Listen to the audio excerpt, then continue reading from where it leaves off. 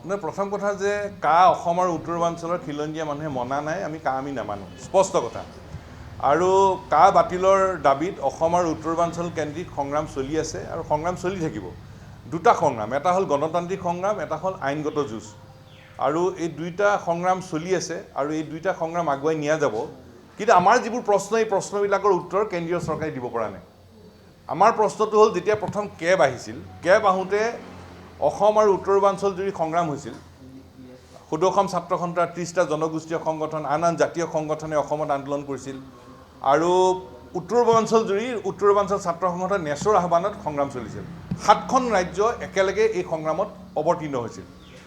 আৰু সেইবাবে আৰু ভাৰতবৰ্ষৰ সমগ্ৰ অসমত ভাৰতবৰ্ষত লবি কৰা হৈছিল, যাৰ ফলত প্ৰথমবাৰ তেওঁলোকে সংসদৰ মজিয়াত এই আইনখন পাছ কৰিব নোৱাৰিলে। দ্বিতীয়বাৰ যেতিয়া তেওঁলোকে চৰকাৰ গঠন কৰিলে, বিজেপি নেতৃত্বাধীন চৰকাৰখনে দ্বিতীয়বাৰ চৰকাৰ গঠন কৰি তেখেতসকলে ক'লে যে উত্তৰ পূৰ্বাঞ্চলত ইনাৰ লাইন পাৰ্মিট থকা ৰাজ্যবিলাকক ৰেহাই দিয়া হৈছে। এক। দ্বিতীয় কথা ক'লে যে ষষ্ঠ অনুসূচীৰ অন্তৰ্ভুক্ত এলেকাবিলাক ৰেহাই কৰা হৈছে।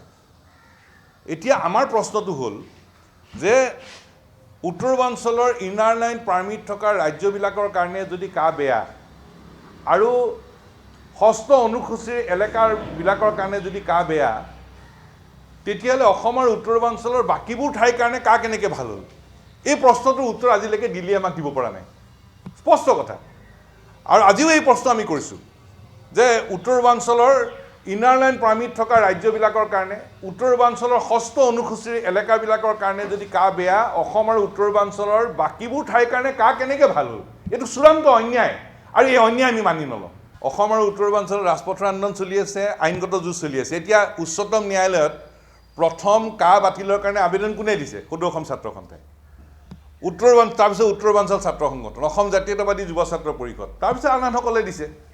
আৰু এতিয়া উচ্চতম ন্যায়ালয়ত যে গোচৰ চলি আছে, এই উচ্চতম ন্যায়ালয়ত চলা গোচৰটোত সদৌ অসম ছাত্ৰ সন্থাৰ উত্তৰ পূৰ্বাঞ্চল ছাত্ৰ সংগঠনৰ অধিবক্তাই খুব বলিষ্ঠভাৱে যুক্তি প্ৰদৰ্শন কৰাৰ কাৰণে উচ্চতম ন্যায়ালয়ে অসম, ত্ৰিপুৰা, উত্তৰ পূৰ্বাঞ্চলৰ কাৰণে সুকীয়া সময় দিম বুলি কৈছে। অৰ্থাৎ শুনানি একেলগে হ'ব, অসম, ত্ৰিপুৰা, উত্তৰ পূৰ্বাঞ্চলৰ কাৰণে সময় সুকীয়াকৈ দিয়া হ'ব।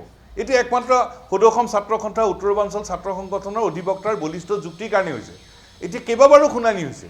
শুনানিত সদৌ অসম ছাত্ৰ সন্থা নেচৰ নেতৃত্ব তাত উপস্থিত আছে, অধিবক্তা উপস্থিত আছে, অসম জাতীয়তাবাদী যুৱ ছাত্ৰ পৰিষদৰ নেতৃত্ব তাত উপস্থিত আছে। গতিকে আমাৰ প্ৰত্যেকটো শুনানিত আমি উপস্থিত আছোঁ। আৰু ইতিমধ্যে অসম, ত্ৰিপুৰা, উত্তৰ পূৰ্বাঞ্চলৰ কাৰণে সুকীয়া সময় কেনেকৈ দিব, বাকীবিলাকৰ কাৰণে সময় কেনেকৈ দিব, এখন ৰুটিন উচ্চতম ন্যায়ালয়ে ঠিক কৰিছে। শুনানি আৰম্ভ হ'বলৈ বাকী আছে। গতিকে প্ৰত্যেকটো শুনানিত আমাৰ আছু, নেচৰ নেতৃবৰ্গ, অসম জাতীয়তাবাদী যুৱ ছাত্ৰ পৰিষদৰ নেতৃবৰ্গ তাত উপস্থিত আছে, আমাৰ অধিবক্তা ৰূপত উপস্থিত আছে। সেইটো হ'ল আইনগত যুঁজ। আৰু ইতিমধ্যে অসম আৰু উত্তৰ পূৰ্বাঞ্চল জুৰি আছুৰ আৰু 30টা জনগোষ্ঠীয় সংগঠন, আন জাতীয় সংগঠনে প্ৰতিবাদ কৰি আছে। নেচই উত্তৰ পূৰ্বাঞ্চল জুৰি এতিয়া প্ৰতিবাদ কৰি আছে।